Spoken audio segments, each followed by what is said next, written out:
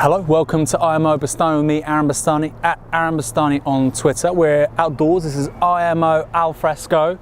I want to talk about the general election. I want to talk about, obviously, a catastrophic defeat for the Labour Party, catastrophic defeat for the Liberal Democrats, outstanding success for the SNP, but perhaps more surprisingly, the Conservative Party. What was the scale of Labour's defeat last week now? It was last Thursday. I'm talking on Friday, the following week.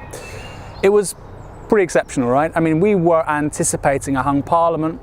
We were thinking, I was saying quite explicitly on the show for a very long time, that Labour would probably come second in terms of both the vote and seats, but to an extent that wasn't so big that they could still form a government. They could still lead a coalition that would include the SNP, or at least a minority government that had the SNP's support. That didn't come to pass. The Tories got a majority.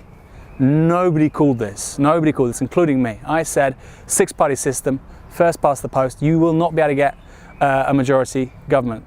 The Tories did it, albeit off the back, as an incredibly incisive Daily Mirror article makes clear, 900 votes. It's a good thing Britain is a democracy, isn't it? When 900 votes decides 6 Tory Labour marginals. So if they'd gone the other way, the Conservatives never would have had a majority. They did, on the back of 900 votes, amazingly. The scale of the SNP's success was truly incredible. Probably the biggest electoral breakthrough of any political party since Sinn Féin in the 1918 elections. Scotland's effectively now a one-party state. 53 of the 56 seats north of the border are held by SNP politicians. The Labour Party is facing, I think, an existential crisis because its history is inimically tied up with the history of Scottish Labour. Yeah? The first great leader of the Labour Party, Keir Hardie, was a Scot, and the collapse of the Labour Party north of the border isn't just, like losing a limb. It's really like losing the heart and soul of that party. And can they recover is a big, big question. UKIP, perhaps the most under-examined story of the night, was there winning 117 second places.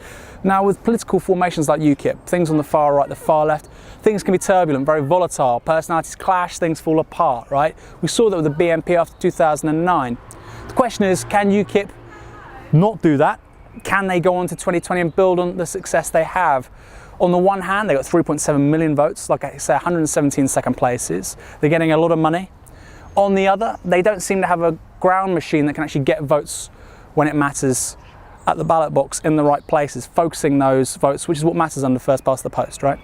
So that's up in the air. Can UKIP do that? One thing for certain is this, is that if Labour move right, that can only bode well for UKIP ahead of the next general election, because a lot of that vote, especially in the north, part of their 2020 strategy is disaffected working class Labour voters. And if Labour go back to Blairism 2.0, I really think they'll struggle to make any kind of inroad.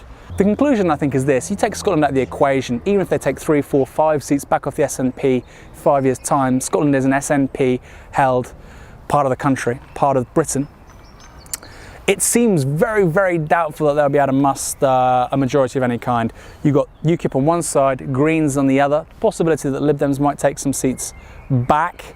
It really seems unlikely that they'll get significantly more seats than they won last week. You could even say it'd be tough to imagine them even keeping the seats they won last week. That's a big question that they'll have to answer, and we'll find out in the next couple of years. What would seem the most intelligent step now for Labour, although I don't think they're going to pursue it, would probably be looking at electoral reform, proportional representation, and reconciling themselves to being the largest party within a kind of dominant left coalition, right? You'd imagine that includes the SNP, Plaid, the Greens, maybe even parties to the left of those parties, who knows. It's interesting now if you look in Scotland, with the SNP becoming this one-party state, you can imagine now maybe a new left party in Scotland that challenges the SNP from its left. That would be interesting. Don't rule that kind of formation out. I think that's actually quite plausible. So yeah, like I said, the big takeaway is this. I can't see Labour forming another majority again. I've been wrong before, I could be wrong about that, but I don't think it's likely. And if Labour want to get back into power, they need to be the party of electoral reform, the party of proportional representation, and say, look, if we want to govern, it's going to have to be in a pluralist, multi-party coalition, because the days of Labour getting 360, 370, 380 seats, I think, are gone. What are your thoughts? Comment, share, say what the hell you like on the hashtag IMO Bastani. My name is Aaron Bastani. Thank you for watching.